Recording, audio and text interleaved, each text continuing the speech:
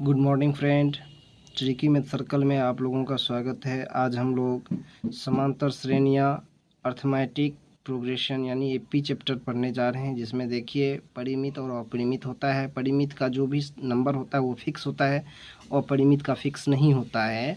इसीलिए लिखे हैं यहाँ पर, एक समांतर श्रेणी संख्याओं की एक ऐसी सूची है जिसमें प्रत्येक पद यानी पहले पद को छोड़कर अपने से पिछले पद में एक निश्चित संख्या जोड़ने पर प्राप्त होता है। इस निश्चित संख्या को सार्व अंतर कहते हैं। सार्व अंतर के प्रकार जो होता है इस तरह से है, ध्यान से देखिए इसको। सार्व अंतर के प्रकार: बढ़ती हुई समांतर श्रेणी धनात्मक होता है, घटती हुई समांतर श्रेणी ऋणात्मक होता है। एक समान, यहाँ पर कह रहा है एक समान समांतर श्रेणी शून्य होता है। जैसे जिन एपी में पदों की संख्या परिमित हो उसे परिमित एपी कहते हैं। हम लोग परिमित का भी डिफिनेशन सीख लिए हैं यहाँ से। जिन एपी में पदों की संख्या परिमित हो उसे परिमित एपी कहते हैं। आगे है अपरिमित एपी क्या होता है।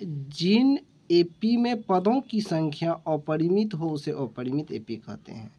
चलिए आगे, पहले पद को ए, दूसरे पद को A2 और तीसरे पद को A3 सोवन nवें पद को AN तथा सार्व अंतर को D से सूचित करते हैं या व्यक्त करते हैं। इसीलिए लिखा गया है D बराबर A2 माइनस A1 बराबर A3 माइनस A2 बराबर A4 minus A3 so on AN minus AN minus 1, इस तरह से लिखा गया है। अर्थात A कोमा दे के A plus D, A plus 2D, A plus 3D Sovan कर दिया गया है। इसे एपी का व्यापक रूप कहते हैं।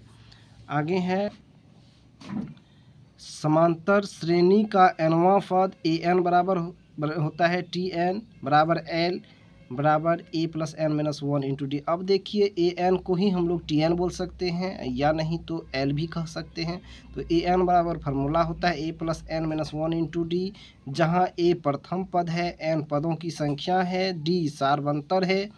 दूसरे नंबर में देखिए समांतर माध्य होता है A प्लस बी बाई 2।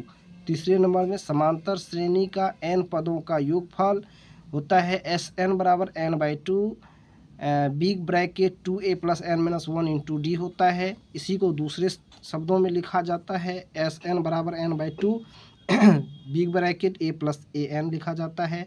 और इसको लिख सकते हैं SN बराबर N by 2 A plus L लिख सकते हैं। इस तरह से हम लोग किए हुए हैं।